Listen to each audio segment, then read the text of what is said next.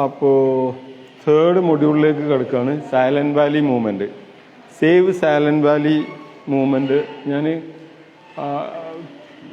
Introduce ചെയ്തപ്പോൾ പറഞ്ഞിരുന്ന ഒരു പാർട്ടുണ്ട്. നിങ്ങൾക്ക് ഓർമ്മ ഉണ്ടറിയില്ല, സൈലന്റ് വാലി മൂവ്മെൻറ്റിനെ കുറിച്ച് ഞാൻ മുമ്പ് പറഞ്ഞിരുന്നു സിലബസ് ഇൻട്രൊഡക്ഷൻ്റെ സമയത്ത്. സൈലന്റ് വാലി മൂവ്മെൻ്റ് ആണ് ഇന്ന് നമ്മൾ എടുക്കാൻ പോകുന്നത്.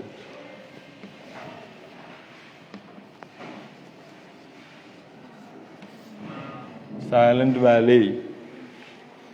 ഓക്കെ, അപ്പോൾ തുടങ്ങാം.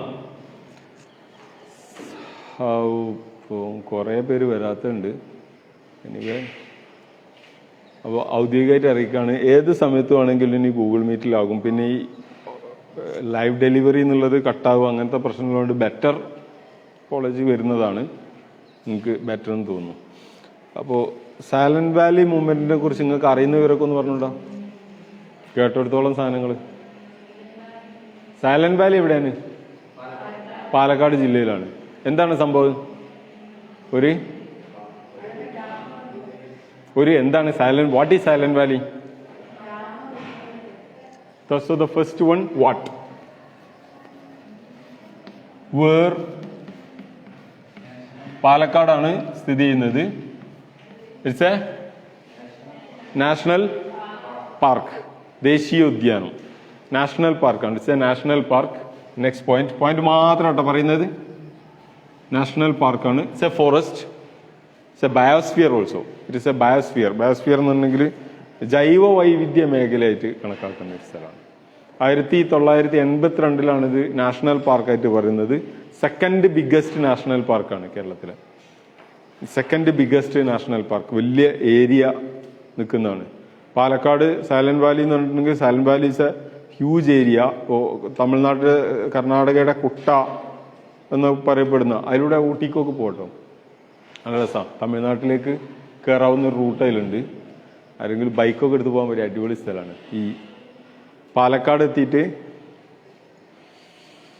അട്ടപ്പാടി പറഞ്ഞൊരു സ്ഥലമല്ലോ കേട്ടോ, അതുപോലെ തന്നെ വലിയൊരു ഏരിയയാണ് അട്ടപ്പാടിയിൽ നിന്ന് ബോർഡർ കടന്നിട്ടുണ്ടെങ്കിൽ അങ്ങ് കയറിയിട്ടുണ്ടെങ്കിൽ ഒരു 47ഓളം ഹെയർ പിന്നുകളുണ്ട്. ഇതിലെ നിലമ്പൂർ വഴി ഊട്ടി പോവുകയാണെങ്കിലുള്ള ഹെയർ പിന്നിനേക്കാളും 47 ഹെയർ പിന്നാണെങ്കിൽ അത്രയും ഒരു 10-25 ഹെയർ പിന്ന് കയറിയതിന് ശേഷം പിന്നെ താഴേക്ക് ചുരം ഇറങ്ങും. താഴെയാണ് ഊട്ടി. അപ്പം അത്രയും മുകളിലെ മല കയറി താഴേക്ക് ഇറങ്ങിയിട്ടുണ്ടെങ്കിൽ ഊട്ടി എത്തുന്ന ഒരു റൂട്ടുണ്ട്. അടിപൊളി റൂട്ടാണ്. പക്ഷെ ചെറിയ കുഞ്ഞു റോഡുകളിലുള്ള വലിയ ഇതുപോലുള്ള ഒരു പോപ്പുലർ റൂട്ടല്ല. പക്കാ വനപ്രദേശത്തൂടുള്ള ചെറിയ വെള്ളച്ചാട്ടങ്ങളൊക്കെ ഉള്ള മാനുകളെയും മറ്റൊക്കെ അപൂർവമൊക്കെ കാണാൻ പറ്റുന്ന ഒരു റൂട്ടാണ്. സോ സൈലന്റ് വാലി ഈ ഒരു പാർട്ടിൽ വരുന്ന ഒരു ഫോറസ്റ്റ് ആണ്. എന്താണ് സൈലന്റ് വാലിന്റെ പ്രത്യേകത? അവിടെയുള്ള മൃഗങ്ങൾ ഏതൊക്കെയാണ്? സിംഹവാലൻ കുരങ്ങ് അല്ലെ, സിംഹവാലൻ കുരങ്ങാണ് ഒന്ന്. പിന്നെ വേഴാമ്പൽ. സൈലന്റ് വാലിക്ക് ആ പേര് വരാൻ കാരണം എന്താ? ചീവീടുകൾ ഇല്ലാത്ത ഒരു സൈലന്റ് ആയിട്ടുള്ള ഒരു വാലിയാണ്. ബാക്കി ഏത് കാട്ടിൽ പോയിട്ടുണ്ടെങ്കിലും ചീവീടുകൾ ഉണ്ടാവും. ചീവീടുകളില്ലാത്ത ഒരു സ്ഥലമാണ്. നീൽഗിരി താർ എന്നറിയപ്പെടുന്ന മൃഗം സിംഹവാലൻ കുരങ്ങ്, ഗ്രേറ്റ് ഇന്ത്യൻ ഹോൺബിൽ എന്നറിയപ്പെടുന്ന ഡിഫറെൻ്റ് ആയിട്ടുള്ള കുറേ ജൈവ വൈവിധ്യങ്ങളുള്ള സ്ഥലമാണ്. കാടിന്റെ പ്രത്യേകതയാണ് ജൈവ വൈവിധ്യം. വംശനാശ ഭീഷണി നേരിടുന്ന ജൈവ വൈവിധ്യങ്ങളുള്ള സ്ഥലമാണ് സൈലന്റ് വാലി. ഇതാണ് സൈലന്റ് വാലിയെ കുറിച്ചുള്ള ഫസ്റ്റ് ഇൻഫർമേഷൻ. സോ എന്താന്നുള്ളത് പഠിച്ചില്ലേ?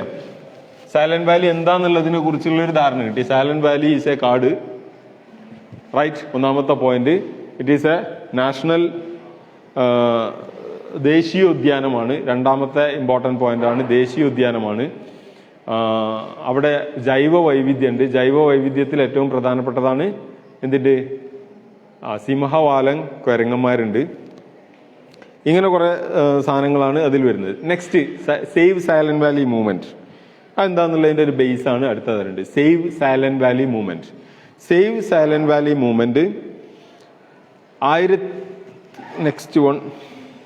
ഇത് എപ്പോഴാണ് അത് കൂടെ വികാറില്ല.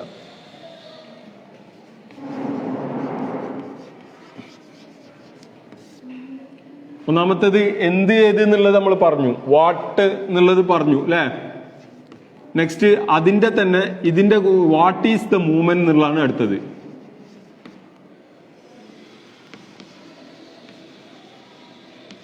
മൂവ്മെന്റിന്റെ പേരാണ് save Silent Valley movement. Save Silent Valley movement 1978 തുടങ്ങിയിട്ട് 1973 തുടങ്ങിയിട്ട്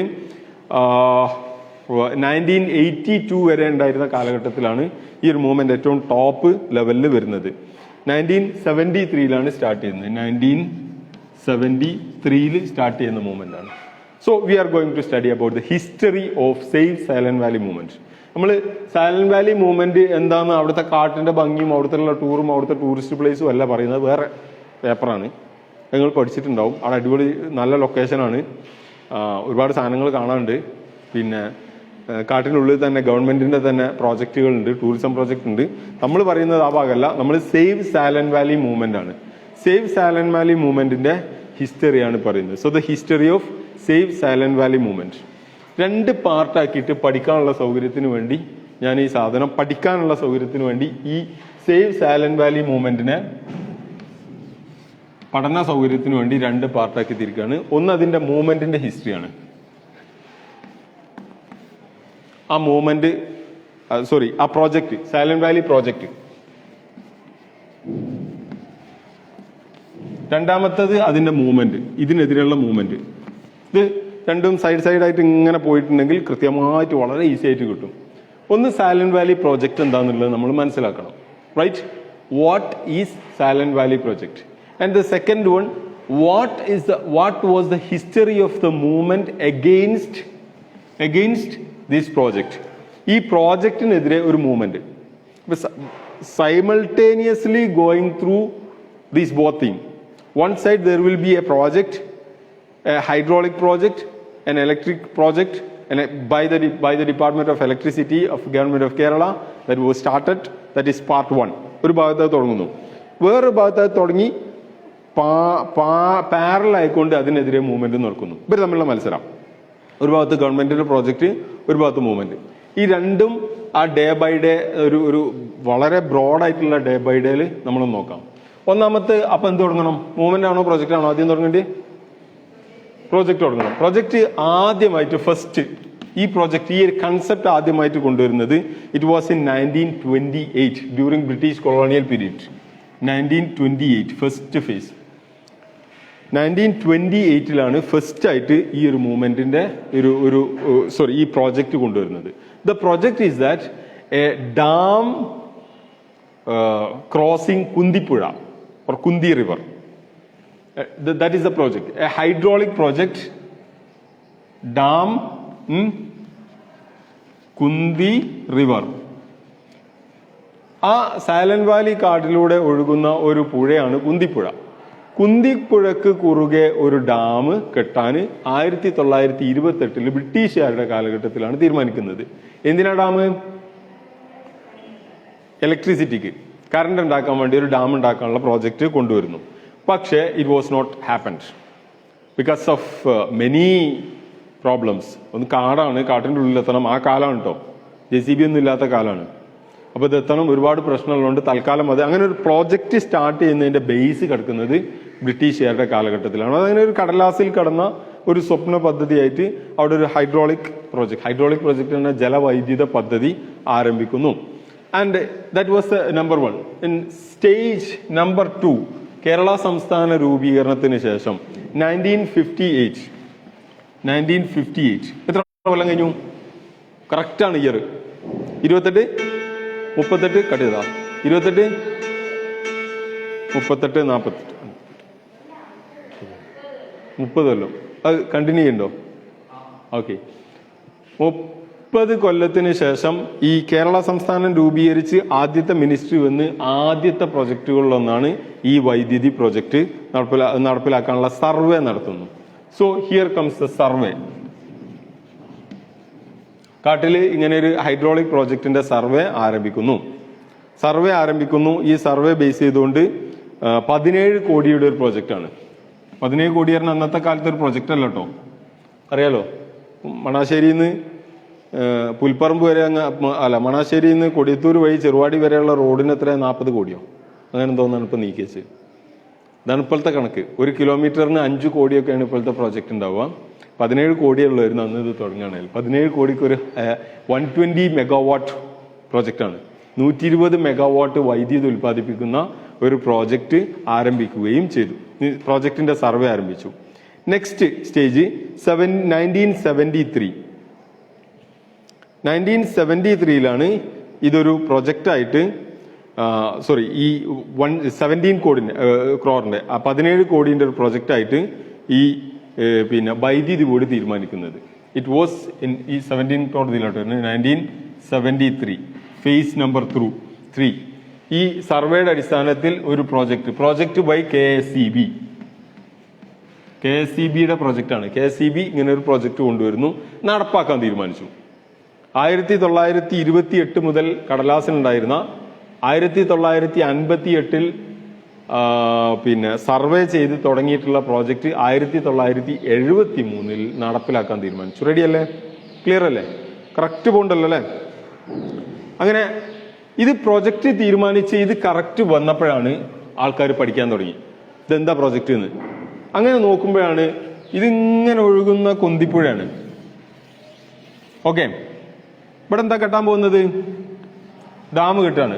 കെട്ടുമ്പോൾ എന്താവും? വെള്ളം ഉണ്ടാവും. അപ്പൊ ഇത് എടുത്തും ഇത് മുഴുവൻ കരയാണ്. കരപ്രദേശം വിശാലമായ കരപ്രദേശങ്ങൾ മുഴുവനും ഇതിൽ മുങ്ങും. അങ്ങനെ ഒരുപാട് ജൈവ വൈവിധ്യങ്ങളുള്ള ഈ കാട് വെള്ളത്തിന്റെ അടിയിലാകും. ഒരുപാട് ഹെക്ടർ ഓഫ് ലാൻഡ് വെള്ളത്തിന്റെ അടിയിലാകും എന്ന് തീരുമാനിക്കുന്നു. അങ്ങനെയാണ് പിന്നെ national planning and coordination environment committee, ദേശീയ എൻവയോൺമെന്റ് കൈകാര്യം ചെയ്യുന്ന national committee on environment planning and coordination NCEPC എന്നൊരു കമ്മിറ്റി ഉണ്ട്. ഈ കമ്മിറ്റി ഈ പദ്ധതി ഫസ്റ്റത്തെ ഇടപെടൽ ശരിക്കും നടക്കുന്നതാണ്. അപ്പോൾ ഒരു മൂവ്മെന്റ് ഒന്നും ആയില്ല. ഫസ്റ്റ് ആയിട്ട് പറയുന്നത് ഈ പദ്ധതി കാട്ടിൽ വെച്ചിട്ടുള്ള കളിയാണ്, പ്രകൃതിയുമായിട്ടുള്ള കളിയാണ്.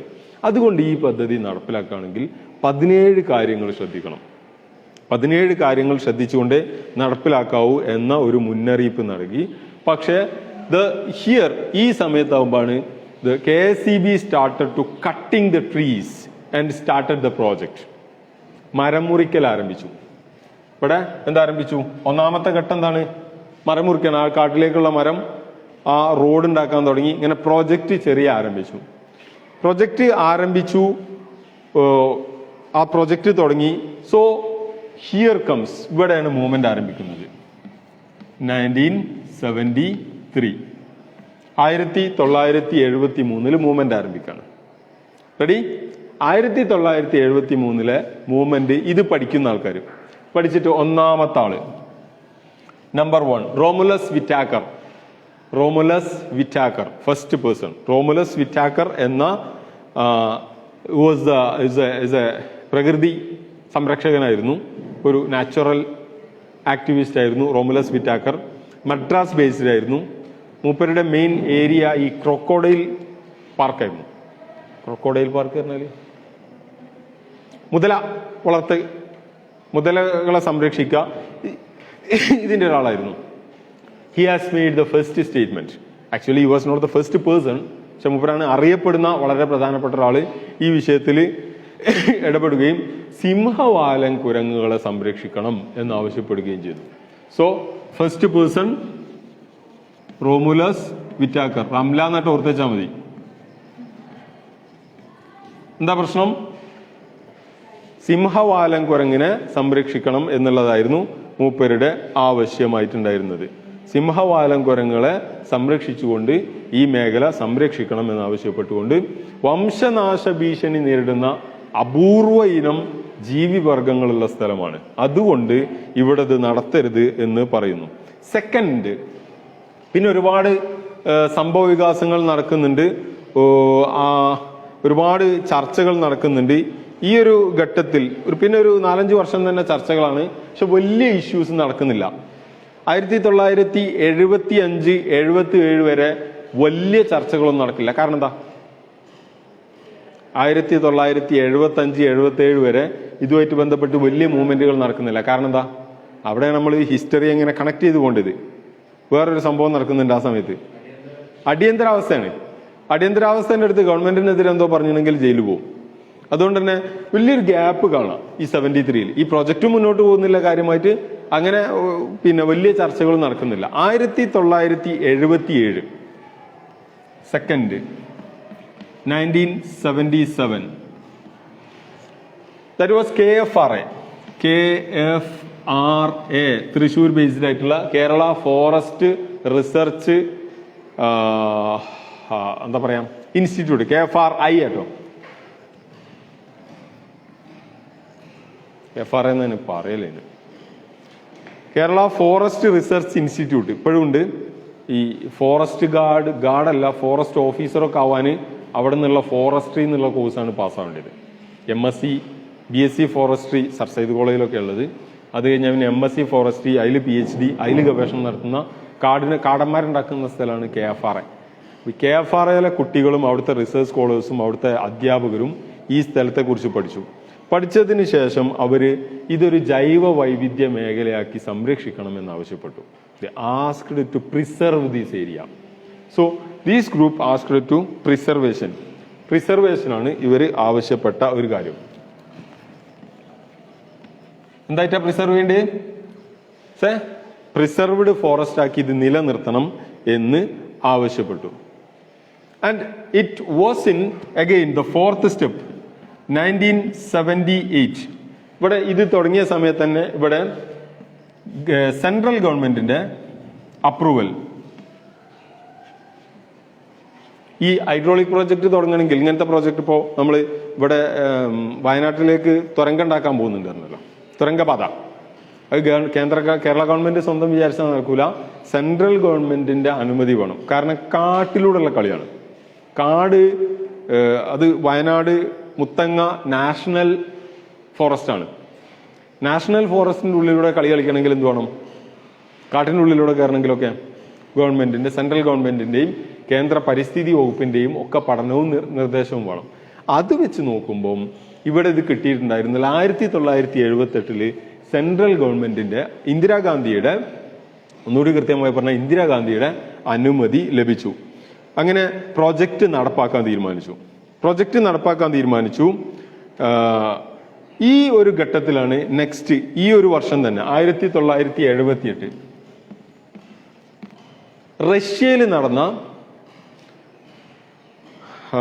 റഷ്യയിൽ നടന്ന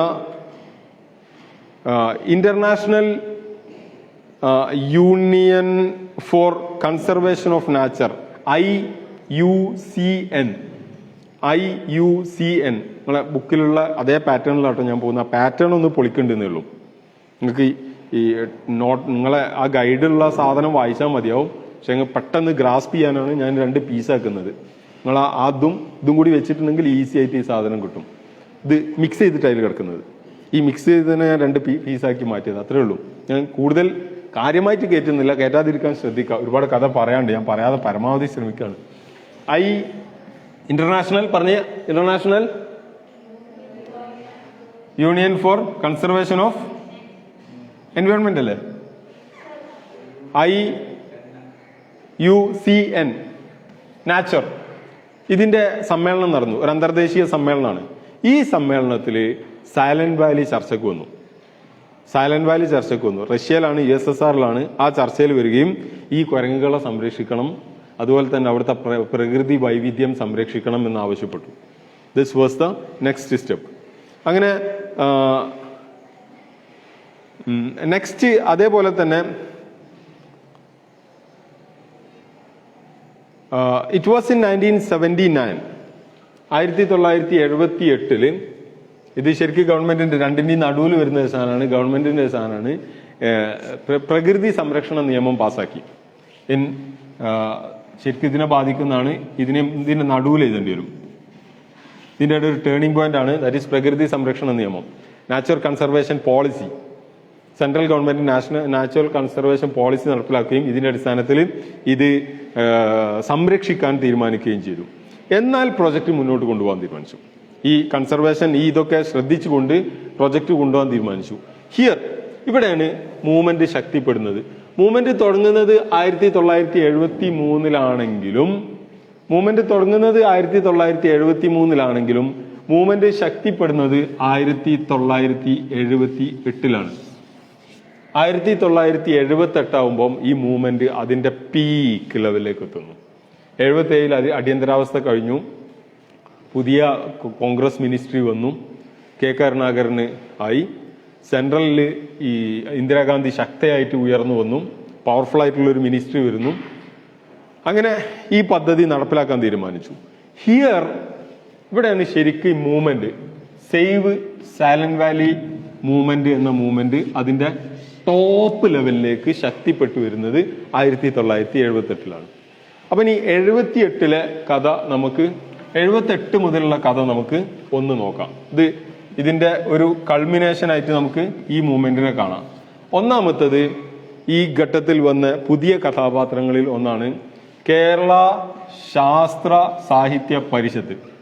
കേരള ശാസ്ത്ര സാഹിത്യ പരിഷത്ത് ഇടതുപക്ഷ അനുകൂലമുള്ള കുറച്ചുകൂടി ബുദ്ധിജീവികളും പ്രകൃതി സംരക്ഷകരും ശാസ്ത്രജ്ഞരുമായിട്ടുള്ള ശാസ്ത്ര അവബോധമുള്ള ആളുകളുടെ ഒരു സ്വതന്ത്ര സംഘടനയാണ്.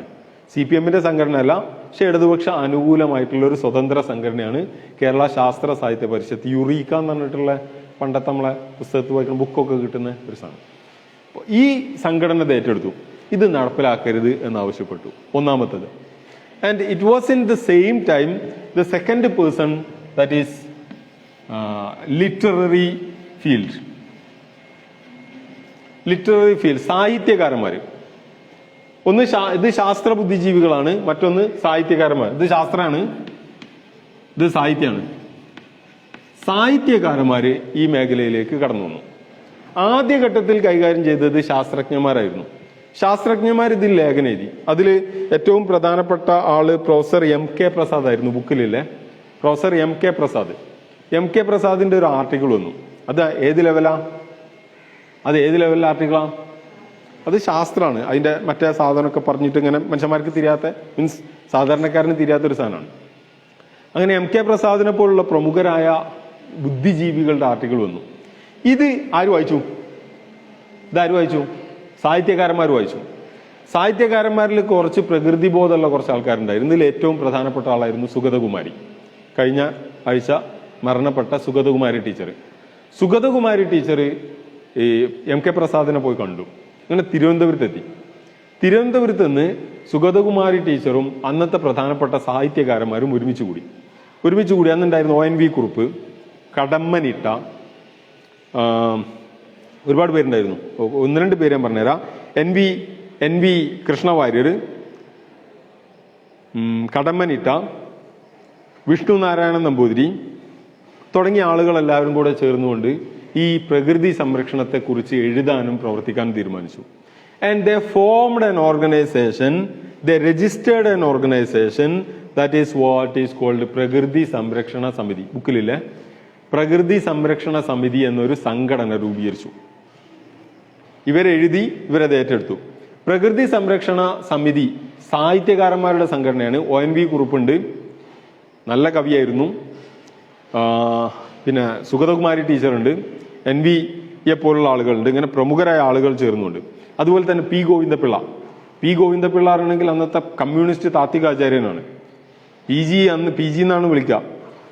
അന്ന് അദ്ദേഹം പറഞ്ഞ ഒരു വാക്കുണ്ടായിരുന്നു, ഈ വിഷയത്തിൽ ഇനി മാർക്സ് തന്നെ നേരിട്ട് പറഞ്ഞിട്ടുണ്ടെങ്കിലും ഞാൻ ഇതിന് കൂട്ടി നിൽക്കൂല എന്ന് പറയുന്നത്.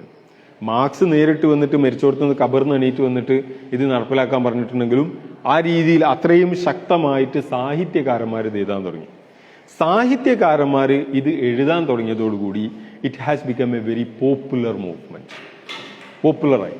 ഇവിടെയാണ് സുഗതകുമാരി ടീച്ചറുടെ ഫേമസ് ആയിട്ടുള്ള ഒരു കവിത വരുന്നത്. കവിതയുടെ പേര് മരത്തിനൊരു സ്തുതി, അല്ലെ? മരത്തിനൊരു സ്തുതി എന്ന കവിത ഒക്കെ പാരായണം ചെയ്തുകൊണ്ട് വളരെ സജീവമായിട്ട് ഓരോരുത്തരും പാട്ടും കവിതയും പിന്നെ ലേഖനങ്ങളും കഥകളും ഒക്കെ എഴുതിയിട്ട് പ്രകൃതി സംരക്ഷണത്തെക്കുറിച്ച് സജീവമാകാൻ തുടങ്ങി. തേർഡ് പേഴ്സൺ, മൂന്നാമത്തെ ആള്, that is doctor Salim Ali. ആരാ ഡോക്ടർ സലീം അലി? പക്ഷി നിരീക്ഷകനാണ്. അപ്പൊ ശാസ്ത്രം കഴിഞ്ഞു, സാഹിത്യം കഴിഞ്ഞു, പക്ഷീൻ്റെ ആളെത്തി. പക്ഷീൻ്റെ ആളെത്തിയിട്ട് മൂപ്പര് പറഞ്ഞു ഇത് കേവലം കുരങ്ങന്റെ പ്രശ്നം മാത്രമല്ല, കുറേ കിളികളുടെയും പ്രശ്നമുണ്ട്. അങ്ങനെ കിളി പ്രശ്നം കൂടി മൂപ്പര് ഏറ്റെടുത്തു. മാത്രമല്ല ഈ പ്രകൃതിയുമായിട്ട് ബന്ധപ്പെട്ട് ഏറ്റവും ആധികാരികമായിട്ട് ഇന്ത്യയിൽ സംസാരിച്ചിരുന്ന ബോംബെ ബേസ്ഡ് ആയിട്ടുള്ള ഒരു ശാസ്ത്രജ്ഞനായിരുന്നു സലീം അലി. ഡോക്ടർ സലീം അലി ഇത് നിർത്തിവെക്കണം എന്ന് ആവശ്യപ്പെട്ടു. നെക്സ്റ്റ് ഇനി ആരാ വേണ്ടത്? ഇനി കോടതിയാണ് വേണ്ടത്. Next it was a petition was raised in the Kerala high court with regard to the same. ഇങ്ങനെ ഒരു പദ്ധതി ഉണ്ട്, ഇത് നിർത്തലാക്കണം എന്ന് പറഞ്ഞുകൊണ്ട് കുറച്ച് ടീം കോടതി പോയി. കോടതി പോയപ്പം കോടതി തൽക്കാലമായിട്ട് ഈ പദ്ധതി പൊതു താല്പര്യ ഹർജിയാണ്, പബ്ലിക് പെറ്റീഷനാണ്. ഈ പെറ്റീഷൻ പ്രകാരം അനുകൂലമായി വിധിക്കുകയും തൽക്കാലത്തേക്ക് ഇത് നിർത്തിവെക്കാൻ ആവശ്യപ്പെടുകയും ചെയ്തു. ഇതൊരു റിസർവ് ഫോറസ്റ്റ് ആക്കി മാറ്റണം എന്നുള്ളതായിരുന്നു അന്നത്തെ പൊതു താല്പര്യ ഹർജി. ഇത് പിന്നെ പൂർണ്ണമായിട്ടും പങ്കെടുത്തില്ലെങ്കിലും തൽക്കാലത്തേക്ക് ഈ പദ്ധതി നിർത്തിവെക്കാൻ ആവശ്യപ്പെട്ടു. മരമുറി ഇങ്ങനെ ഗംഭീരമായി നടക്കുന്നുണ്ട് ഒരു ഭാഗത്ത്, തൽക്കാലം നിർത്തിവെക്കാൻ ആവശ്യപ്പെട്ടു. നെക്സ്റ്റ് പേഴ്സൺ മറ്റൊരു പ്രധാനപ്പെട്ട ആളാണ് M S Swaminathan. Very good. M S Swaminathan. M S Swaminathan India അറിയപ്പെടുന്ന ഒരു ശാസ്ത്രജ്ഞനാണ്. അദ്ദേഹം ഏത് മേഖലയിലാണ് അറിയപ്പെടുന്നത്? Green revolution. Yes, green revolution നടപ്പിലാക്കിയ, ഹരിത വിപ്ലവം അല്ലെ നടപ്പിലാക്കിയ ആളാണ്. അപ്പൊ ആരാണ്? പാൽ എന്തായിരുന്നു അതിന് മലയാളം എന്തായിരുന്നു? വൈറ്റ് റവല്യൂഷൻ, ധവള വിപ്ലവം. ആരാ? ഇതുപോലെ തന്നെ ഒരു മലയാളിയാണ്. എം എസ് സ്വാമിനാഥൻ ഒരു മലയാളിയാണ്, അതുപോലെ തന്നെ ഒരു മലയാളിയാണ്. കുര്യൻ. ഇപ്പോ എം എസ് സ്വാമിനാഥൻ ഇതൊരു എന്താ പറയാ, ഒരു കാർഷിക ശാസ്ത്രജ്ഞനായിരുന്ന ഇദ്ദേഹവും ഈ പദ്ധതി തൽക്കാലത്തേക്ക് ഇതൊരു ബയോസ്ഫിയർ ആക്കി നിർത്തിവെക്കണം എന്ന് ആവശ്യപ്പെട്ടു. 1980 ഇവിടെ ബലി വിട്ടില്ല കേട്ടോ. 1980 കോടതി ഈ പദ്ധതി മരം മുറിക്കാനുള്ള അവകാശം ഒന്നുകൂടി തിരിച്ചു കൊടുത്തു. ഇവിടെ നിർത്തിയിരുന്നല്ലോ 19 നിർത്തിയ സാധനം കോടതി ഒന്നുകൂടി മരം മുറിക്കാൻ അവകാശം തിരിച്ചു കൊടുക്കുകയും ഇതിന്റെ അടിസ്ഥാനത്തിൽ പദ്ധതി മെല്ലെ മെല്ലെ മെല്ലെ മുന്നോട്ട് പോകാൻ തുടങ്ങുകയും ചെയ്തു. ഒരു ഭാഗത്ത് ശക്തമായ സമരം നടക്കുന്നു, വേറൊരു ഭാഗത്ത് അതിശക്തമായ പ്രക്ഷോഭവും തുടങ്ങിക്കഴിഞ്ഞു. So it was in 1980. 1980 ആകുമ്പോഴേക്കും government has decided, it was started a positive to the site. ഈ ടീമിന് ഒരു പോസിറ്റീവ് ആവുകയും ഇതിനെക്കുറിച്ച് ഇത് നിർത്തലാക്കുന്നതിനെ കുറിച്ച് ഗവൺമെന്റ് ലെവലിൽ തന്നെ ചർച്ച നടത്തുകയും ചെയ്തു. 1982 ഇവിടെ ഇതിന്റെ അല്ലെ മൂവ്മെന്റ് ആണ്. പക്ഷെ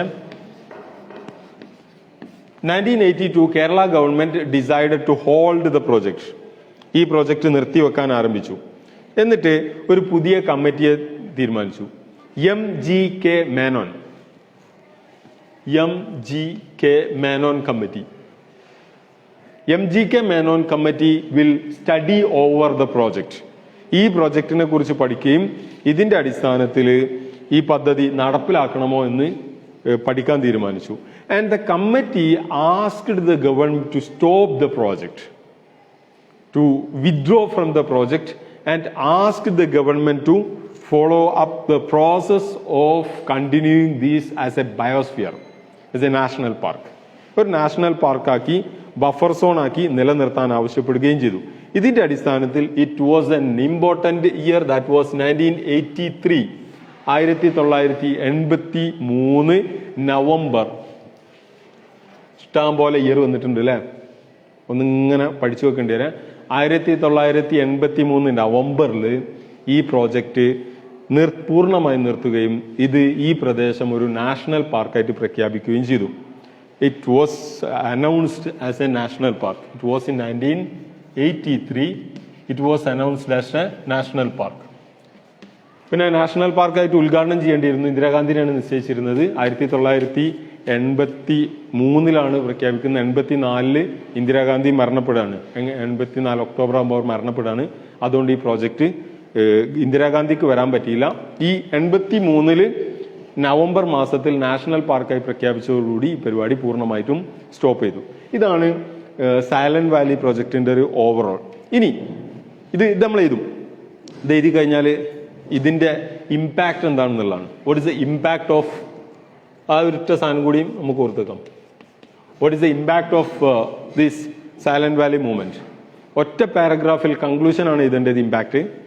അതൊരു കൺക്ലൂഷൻ പാർട്ടാണ്. That conclusion says that this movement has created an awareness among the people about the importance of the national conservation, natural conservation, environmental consciousness. Ediko number 1, it created environment consciousness. പ്രകൃതി സംരക്ഷണം എന്നൊരു സാധനം ജനങ്ങൾക്കിടയിൽ അങ്ങനെ ഒരു ബോധം ഉണ്ടാക്കി എന്നുള്ളതാണ്. Environment, nature, knowledge about forest, knowledge about biosphere. ഇതൊന്നും മനുഷ്യന്മാർക്ക് വലിയ ബോധമില്ലാത്ത ഏരിയകളായിരുന്നു. ബയോസ്ഫിയർ,